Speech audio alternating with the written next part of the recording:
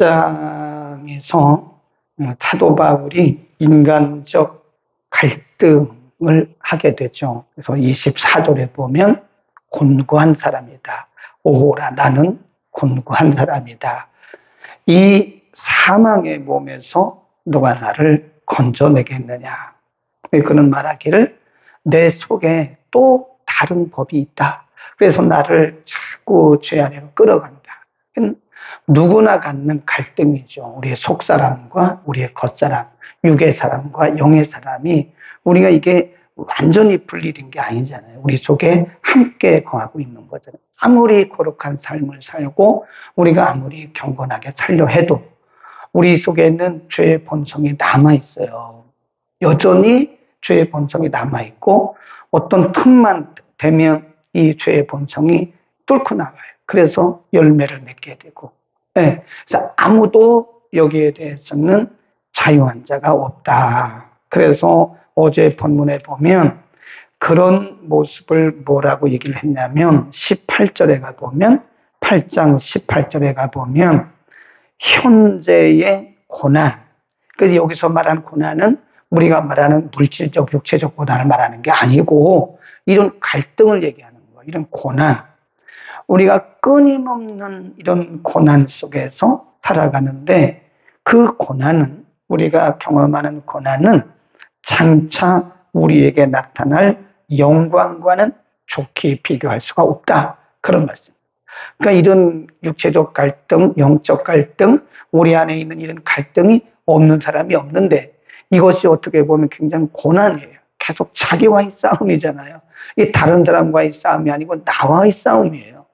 끊임없이. 그걸 또 뭐라고 설명을 했냐면 34절에 가보면 그거를 탄식이라. 쭉 24절이죠. 22절부터 보죠. 8장 22절부터 보면 피조물이 다 이때까지 함께 탄식하며 함께 고통하는 것을 우리가 안다. 거기 보면 탄식이라고 그랬고 고통이라고 그랬어요. 그러니까 이런 영적인 고통과 갈등과 탄식을 모른다면 거의 예수님 수준으로 성화된 사람이고요. 아니면 이런 감각이 없는 거죠. 네. 자신 때문에 탄식하지 않는다면 둘 중에 하나예요. 예수님처럼 많이 성화됐다든지 아니면 감각이 없이 그냥 살아간다. 제가 볼 때는 두 번째가 맞는 것 같아요. 대부분의 크리스찬들이 감각 없이 살아갑니다. 근데 그것이 어느 날 갑자기 그렇게 된 것이 아니라 서서히 감각이 무뎌져 가는 거예요. 그러니까 내 안에 그런 갈등조차 없이 살아가는 거예요. 그냥. 예. 예, 그렇지만 그렇다고 해서 우리가 우리의 구원이 취소가 됐나 그런 건 아니라. 그래서 그 부분에서 우리가 잘 생각해야 돼요. 이런 갈등이 심화되고 이런 탄식이 심화될 때 우리에게 찾아오는 하나의 세력이 있는데 그게 사단의 세력입니다. 그래서 우리로 하여금 아주 심한 양심의 가책을 느끼게 해요. 그 양심의 가책이 너무 없는 것도 문제, 양심의 가책이 너무 예민한 것도 문제입니다. 너무 없으면 그냥 감각 없이 살아가는 거고요. 그냥 막 죄를 짓는 거예요. 그래도 감각이 없어요. 너무 예민하면 자책감에 빠집니다. 나 같은 것이 무슨 구원을 받아. 나 같은 것이 무슨 목사야. 그런 사람도 봤어요. 자기 양심의 가책을 받아가지고 목사직을 벗어놓고 일반인으로 돌아가더라고요. 그렇게 없대는 거예요. 인간이기 때문에 우리가 죄성과 육체적 본성을 입고 있기 때문에 누구나 정도의 차이일 뿐이지 그런 갈등은 다 있다는 거예요. 네, 아멘. 여기서 우리가 속지 말아야 돼요. 여기서 속습니다. 마귀가 계속 와서 발목을 잡고 있는, 이 과거에 발목 잡는 경우도 있어요. 과거의 일을 가지고 발목을 탁 잡고 자신감을 상실하게 만들어요. 왜 이렇게 기가 죽어 있어요? 나는 죄가 많다고. 아니, 죄가 다 많죠. 죄 없는 사람 어디 있나요? 그러니까 자꾸 우리를 과거로 끌어가요. 이게 마귀가 하는 거예요. 사단은 우리를 자꾸 과거로 끌어가서 그 죄책감에 그냥 확 묶어버려요. 죄책감이라고 하는 것을 이렇게 묶어버리면 사람이 자신감이 없어집니다. 그리고 늘 그 죄책감 때문에 자신이 없는 거예요. 오늘 본문에 여기에 대해서 확실하게 말씀을 하고 있습니다. 31절. 그런즉 그 말은 28절, 29절, 30절에서 하신 말씀이 이어가는 거예요. 그런즉 이 일에 대하여 우리가 무슨 말 하리요? 만일 하나님이 우리를 위하시면 누가 우리를 정죄하겠냐? 우리를 대적하겠냐? 거기다 줄 보셔야 돼요. 하나님이 우리를 위하시면, 그 말입니다. 하나님이 우리를 위하시면 우리 편이신데 감히 누가 우리를 대적하겠느냐? 그 다음에 이어서 하신 말씀이 자기 아들을 아끼지 아니하시고 우리 모든 사람을 위하여 내어주신 이가 어찌 그 아들과 함께 모든 것을 우리에게 은사로 주지 아니하겠느냐. 33 시작. 누가 능히 하나님의 택하신 자들을 송사하리요 의롭다 하시는 이는 누구래요? 하나님이에요. 하나님. 송사란 말은 고발입니다. 고발. 의롭다 하시는 이는 하나님이신데 감히 누가 우리를 고발하겠냐. 왜 담대함을 얻어야 돼요? 하나님이 칭의란 말은 무죄 선언입니다. 무죄. 너 죄 없어. 물론 과거에 죄가 많지만 그리스도 안에서 내가 그리스도 안에서 너를 무죄하다. 죄가 없다고 선언을 땅땅땅 선언하신 거예요. 그런데도 나는 죄인이에요. 나는 죄인이에요. 막 이런다고요. 하나님이 우리를 의롭다고 하셨는데 왜 또 그렇게 하냐 이거죠.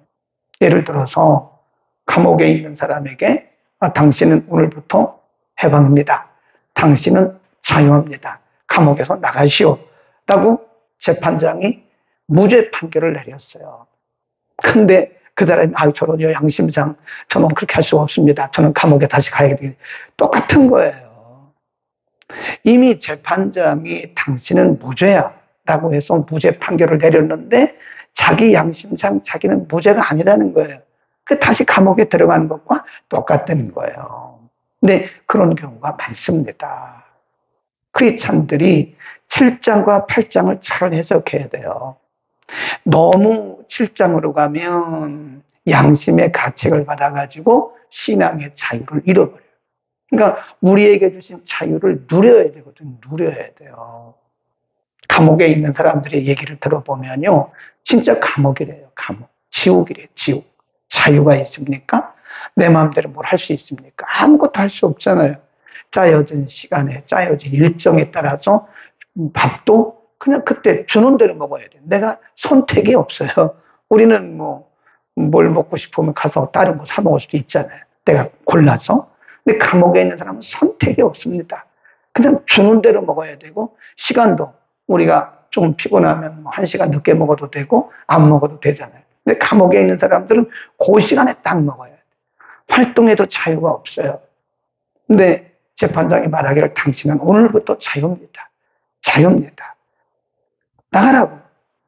그런데도 안 나가는 거예요. 그 자유를 누려야 됩니다. 누려야 돼요. 누린다는 게 뭔지 잘 모르시죠? 우리가 은혜도 누려야 됩니다. 누려야 돼요.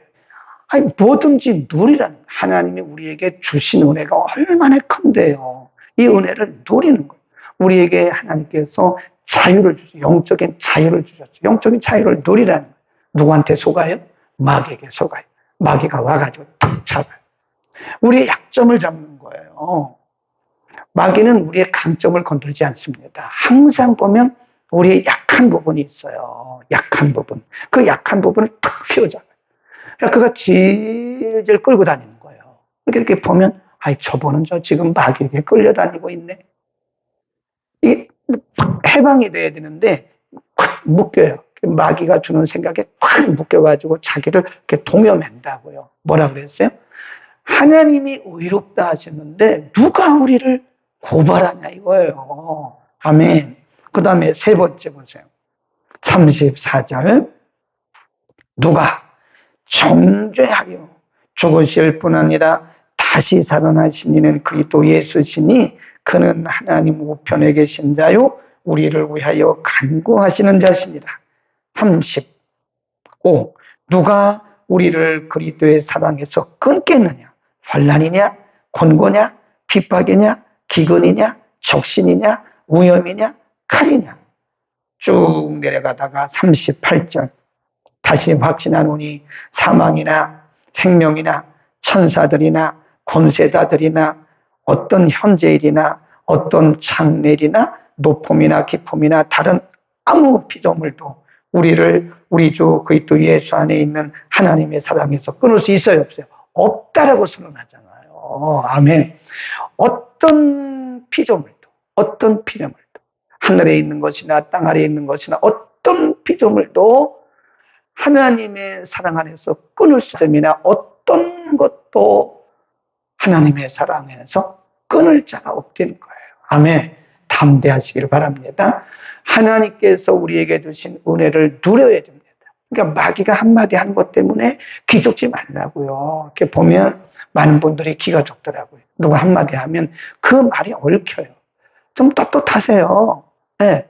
하나님이 괜찮다는데, 하나님이 괜찮다는데, 하나님이 의롭다는데 왜 스스로 그러나가 이거죠. 그러니까 이 7장과 8장을 잘 이해하셔야 돼요. 7장은 우리의 아주 비참한 죄성을 얘기하는 겁니다. 그렇다고 해서 우리가 그렇게 인간적 갈등, 죄와의 갈등, 세상과의 갈등, 나와의 갈등이 있다고 해서 우리의 구원이 취소가 돼야 안 돼요. 안 된다니까요. 우리의 구원이 취소가 되는 것이 아니라 그것은 영적인 갈등이고 영적인 탄식이고 영적인 고난이지 그로 인해서 우리가 점진적으로 뭐가 된다 그랬어요? 성화되어 가고 있는 거잖아요. 성화되고 있는 거예요. 어제도 말씀드렸잖아요. 시중에 나오는 책 중에 지옥 가는 그리스도인들 이런 책이 있다니까요. 심지어는 우리나라 대형교회 목사님들이 가보니까 다 지옥에 있대요. 그 엉터리예요. 잘못 본 거예요. 아니 대형교회 목사님들이 다 지옥에 가 있으면 현재 살아계신 분도 있더라고요. 가보니까 지옥에 있더래요. 그 말이 안 되는 거예요. 그런 말에 현혹되는 사람들도 있더라고요. 일산에 가면 지금도 있어요. 교회 이름이 우리하고 비슷해요. 그런 데를 가시면 안 됩니다. 그러니까 이 사람들이 뭘 봤다는 거예요. 그거 잘못 본 거예요. 마귀가 잘못 보여준 거예요. 우리가 경각심을 받을 수는 있으나 그렇지는 않아요. 그러니까 예수 믿는 사람들도 지옥 간다. 그러면 예수를 왜 믿어요? 예수를 어떻게 믿어요? 응? 그러니까 이분들이 자꾸 알미니안주의에 빠져가지고 인간의 행동을 자꾸 강조하는 거예요. 행위로 구원 못 받는다고 그랬잖아요. 행위로는 누구도 의롭게 될 사람이 없어요. 그러니까 로마서 3장 10절에 의인은 없나니 하나도 없다. 그러니까 예수님이 오셔서 자기 몸을 화목제물로 드리고 율법을 이루시고 우리에게 의를 선언해 주신 거예요. 그리스도의 의가 우리에게 전달되어 온 겁니다. 아멘. 이 의를 누리시기를 바랍니다. 그러니까 마귀가 뭐라 그러면요. 성경 갖다 대세요. 마귀는 성경 되면 꼼짝 못해요. 네, 성경 되면 꼼짝 못합니다. 아니 하나님이 감옥에서 죄와 사망의 감옥에서 해방을 시켜줬는데 스스로 감옥에 들어가가지고 나는 감옥에 들어야 할 사람이라고 그러고 왜 사냐고요. 자유하시라니까요. 자유. 아무도 우리를 대적할 수 없고 아무도 우리를 정죄할 수 없어요. 아무도 우리를 고발할 수가 없는 하나님의 사랑에서 끊을 수가 없는 겁니다. 근데 가끔 이 알미니안주의에 빠진 사람들이 이렇게 유튜브 설교를 들어보면 위험하다 하는 그런 생각이 들어요. 저런 설교 들으면 누가 천국 갈 수 있겠어요. 네. 누가 천국 갈 수 있겠어요? 누가 구원받을 수 있겠어요? 사람이라는 게 살다 보면 이런 죄도 짓고 저런 죄도 짓고 그런 거지. 죄 안 짓는 사람이 세상에 어디 있습니까? 한 사람도 없어요. 우리가 영적 신분이 바뀐 거죠. 영적 신분이 바뀐 거지 죄를 안 짓는 사람은 없어요. 우리가 이 땅에 육의 몸을 입고 있기 때문에 여전히 죄를 짓는 겁니다. 그러나 그럼에도 불구하고 우리는 칭의, 의롭다고 인침받은 자유한 하나님의 백성들이다. 아멘. 그래서 37절에 이렇게 말합니다. 그러나